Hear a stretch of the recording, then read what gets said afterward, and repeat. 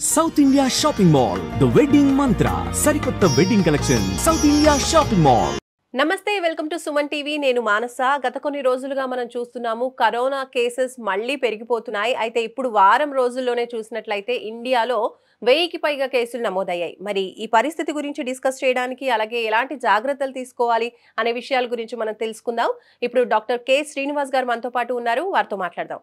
శ్రీనివాస్ గారు, నమస్కారం అండి. నమస్తే అమ్మా, నేను డాక్టర్ శ్రీనివాస్, విశాఖపట్నం నుంచి. సుమన్ టీవీ ప్రేక్షకులందరికీ నమస్కారం. సార్, కోవిడ్ కేసెస్ పెరిగిపోతున్నాయి. మరి ఈసారి వేరియంట్ ఏ విధంగా ఉంటుంది? అసలు ఎలాంటి జాగ్రత్తలు తీసుకోవాలంటారు ఈసారి? పాండమిక్ ఏదైనా వచ్చినప్పుడు అది ఎప్పుడు కూడా సంవత్సరంలో ఒకసారైనా సీజనల్ గా వస్తూ ఉంటది. అది పర్టికులర్ సీజన్ అనేది చెప్పలేము, కానీ కొన్ని దేశాల్లో ఆయా పరిస్థితులు, వాతావరణ పరిస్థితులను బట్టి వస్తూ ఉంటాయమ్మా. సో ఇప్పుడైతే మా తైవాన్, సింగపూర్, ఆమ్, మలేషియా లాంటి దేశాల్లో ఈ కేసెస్ వస్తూ ఉన్నాయి. ఇప్పుడు ఏదైతే వేరియంట్ వచ్చిందో ఇది మ్యూటేట్ అయ్యి వచ్చింది. ఇది తీవ్రమైనటువంటి పరిస్థితులు మన దేశంలో అయితే పెద్దగా లేవు, కానీ ఆ పర్టికులర్ 4 దేశాల్లో ఈ యొక్క మ్, కోవిడ్ బారిన పడినటువంటి ప్రజలు హాస్పిటల్లో వేల సంఖ్యలో, సింగపూర్లో అయితే వేల సంఖ్యలోనే జాయిన్ అయ్యారు. మరణాలు అయితే పెద్దగా సంభవించడం లేదు. ఇది పెద్ద ప్రమాదకరం కాకపోయినప్పటికీ కూడా తగు జాగ్రత్తలు తీసుకోవాలి. ఈ కోవిడ్ అనేది ప్రతి సంవత్సరం కూడా వస్తుంది, ఏదో ఒక టైంలో వస్తూ ఉంటుంది. కాబట్టి ఎవరు ఆందోళన చెందాల్సిన అవసరం అయితే లేదు.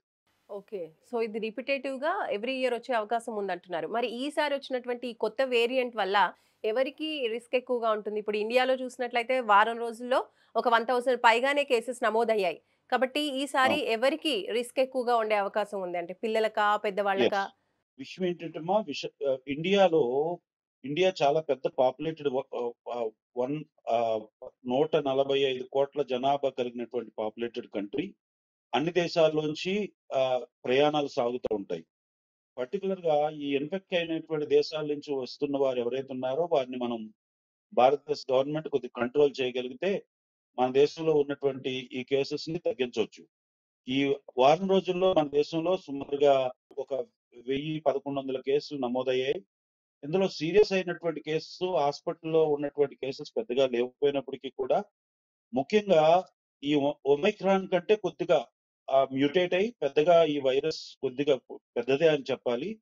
అయినప్పుడు కూడా ఇది సాధారణమైనటువంటి ఆరోగ్యవంతుల మీద ఎటువంటి దాడి చేయదు. సాధారణమైనటువంటి జలుబు, దగ్గు, జ్వరంతో ఈ యొక్క 10 నుంచి 12 రోజుల్లో ఛాన్స్ ఉంది. ముఖ్యంగా ఎవరు జాగ్రత్తగా ఉండాలంటే చిన్నపిల్లలు గాని, దీర్ఘకాలంగా మందులు వాడుతున్నటువంటి, ఊపిరితిత్తులకు సంబంధించినటువంటి, శ్వాసకోశ సంబంధించినటువంటి మందులు వాడుతున్న వారు గాని, చిన్నపిల్లలు ఎవరైతే ప్రీమెచ్యూర్ బేబీస్ ఉంటారో వారు గాని, అలాగే గుండె జబ్బుల గురించి వాడుతున్నటువంటి మందులు వాడుతున్న వారు గాని, క్యాన్సర్ కి దీర్ఘకాలంగా మందులు వాడుతున్న వారు గాని, అలాగే హెచ్ఐవి లాంటిది, ఆహ్, ఇమ్యూన్ ఆటో ఇమ్యూన్ రోగాలు ఉన్నవారు కొద్దిగా జాగ్రత్త పడితే సరిపోతుంది.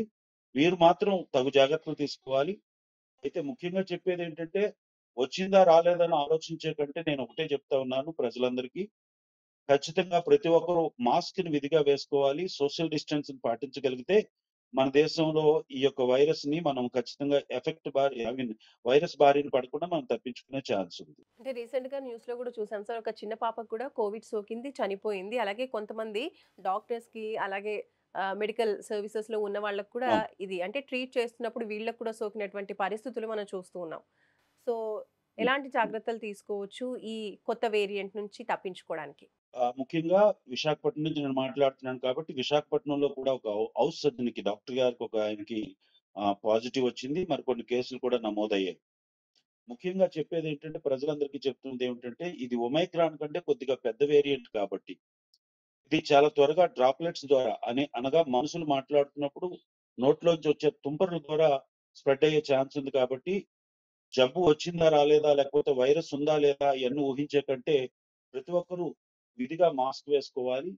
ముఖ్యంగా బయట ప్రాంతాల్లో పనిచేస్తున్న వారు, జనావాసాల్లో పనిచేస్తున్నవారు, వ్యాపారాల్లో పనిచేస్తున్నవారు, పబ్లిక్ కాంటాక్ట్స్ ఎక్కువ ఉంటున్న వారు మాత్రం ఖచ్చితంగా ఇంటికొచ్చేటప్పుడు, వారి పని ముగించుకొని ఇంటికొచ్చేటప్పుడు మీరు వేసుకున్నటువంటి బట్టలు గాని, మీరు వేసుకున్నటువంటి మాస్క్ గాని డెస్ట్రాయ్ చేసి, సురక్షితమైనటువంటి ప్రాంతంలో వాటిని పెట్టి శుభ్రంగా స్నానం చేసి, మీ కుటుంబ సభ్యులు కలిస్తే చాలా వరకు కుటుంబానికి ఇది స్ప్రెడ్ అవ్వకుండా ఉంటుంది.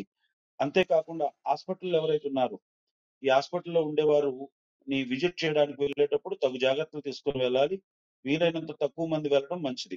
దీర్ఘకాలిక రోగాలతో బాధపడుతున్న వారు, అలాగే హెచ్ఐవి లాంటి ఇందాక చెప్పినట్టుగా హెచ్ఐవి లాగా, అలాగే ఊపిరితిత్తులకు సంబంధించినటువంటి ఆస్తమా, శ్వాసకోశ సిఓపిడిస్ లాంటి జబ్బులున్నవారైతే మాత్రం మరి కాస్త జాగ్రత్తలు వహించాలి. ప్రీమెచ్యూర్ బేబీస్ గాని, ముఖ్యంగా చిన్న పిల్లలు, చంటి పిల్లల విషయంలో ఒక విషయం మాత్రం గుర్తుంచుకోండి. ఏ ఒక్కరు కూడా నేరుగా వెళ్లి పిల్లల్ని తాకడం గాని, ముద్దులు పెట్టడం గాని ఇలాంటివి చేయకుండా పిల్లల్ని చాలా జాగ్రత్తగా ఉంచగలిగితే మంచిది అని ఈ సందర్భంగా తెలియజేస్తాను. ఇప్పుడు కోవిడ్ రాకుండా మళ్ళీ వ్యాక్సిన్స్ తీసుకుంటే మంచిదంటారా ఇప్పుడున్నటువంటి సిట్యుయేషన్స్‌లో? అలాగే ఒకవేళ అవును. కోవిడ్ వస్తే గనక రిస్క్ ఫ్యాక్టర్ ఏ విధంగా ఉంటుంది? అంటే ఎన్ని రోజుల్లో మళ్ళీ పేషెంట్‌కి కోవిడ్ వస్తే రికవర్ అయ్యే అవకాశాలుండొచ్చు? కోవిడ్ వ్యాక్సిన్స్ తీసుకోమని ఏదైతే సింగపూర్, మలేషియా, తైవాన్, ఆహ్, ఇండోనేషియా మొదలగు దేశాల్లో ఏదైతే ఆయా కంట్రీల్లో వైరస్ ఉందో గవర్నమెంట్ గాని, వరల్డ్ హెల్త్ ఆర్గనైజేషన్ గాని ఏం చెప్పిందంటే వ్యాక్సిన్ అందుబాటులో ఉంది. వ్యాక్సిన్ చేసుకోవాలనే ప్రభుత్వం అలర్ట్ చేస్తా ఉంది. ప్రజల్ని అలర్ట్ చేస్తా ఉంది. ఆల్రెడీ భారతదేశంలో అయితే 78% వ్యాక్సిన్ చేసుకొనే ఉన్నారు చాలా మంది జనాలు.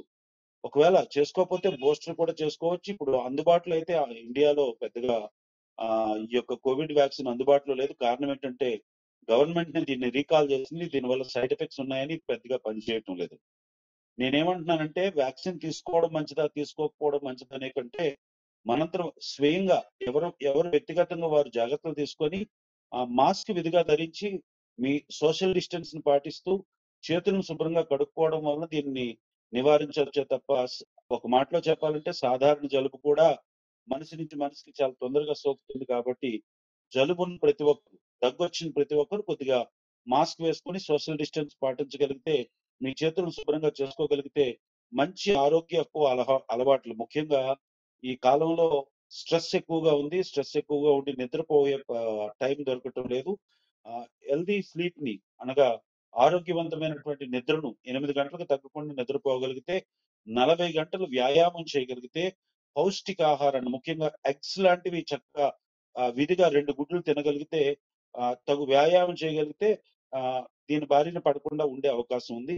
కాబట్టి జబ్బొచ్చిందా లేదా? వైరస్ ఉందా లేదా? అని ఊహించే కంటే, వ్యాక్సిన్ గురించి మనం ఆలోచించడం కంటే, స్వయంగా ప్రతి ఒక్కరు కూడా ఎవరి మట్టుకు వారు తగు జాగ్రత్తలు తీసుకోవడమే మంచిదని ఈ సందర్భంగా తెలియజేస్తా ఉన్నాను. మంచి ఆహారపు అలవాట్ల ద్వారా, మంచి వ్యాయామం ద్వారా, సరైనటువంటి నిద్ర ద్వారా ఈ యొక్క వైరస్ నుంచి మనం బయటపడవచ్చు. వచ్చినప్పటికి కూడా ఎగ్జాక్ట్‌గా 7 రోజుల నుంచి 14 రోజుల్లో ప్రతి ఒక్కరు రికవర్ అయిపోతారు. ఎవరికీ ప్రాణాపాయం రాదని ఈ సందర్భంగా తెలియజేస్తాం. రైట్. థ్యాంక్ యూ డాక్టర్ గారు. Thank you so much. So చూస్తున్నారు కదండీ డాక్టర్ శ్రీనివాస్ గారు మనకు చాలా క్లియర్‌గా తెలియజేస్తున్నారు. అంతగా భయపడాల్సిన విషయం లేదు. ఒకవేళ కోవిడ్ వచ్చినా కూడా 7-14 డేస్‌లో రికవర్ అయ్యే అవకాశం ఉంది. అయితే అంటే precaution is better than cure అన్నట్టుగా ముందుగానే జాగ్రత్తగా ఉండడం, వ్యక్తిగతంగా కొంచెం సేఫ్‌గా బయటికి వెళ్ళినప్పుడు కూడా మాస్క్స్ ధరించడం, అలాగే హ్యాండ్స్ ఎప్పుడు కూడా శానిటైజ్ చేసుకుంటూ ఉండడం. ఇలాంటి ప్రికాషన్స్ పాటించినట్లయితే మనం రాకుండానే ప్రివెంట్ చేసినట్లయితే చాలా వరకు కూడా సేఫ్ అని మనకి డాక్టర్ గారు తెలియజేస్తున్నారు. చూస్తూనే ఉండండి సుమన్ టీవీ. నమస్తే.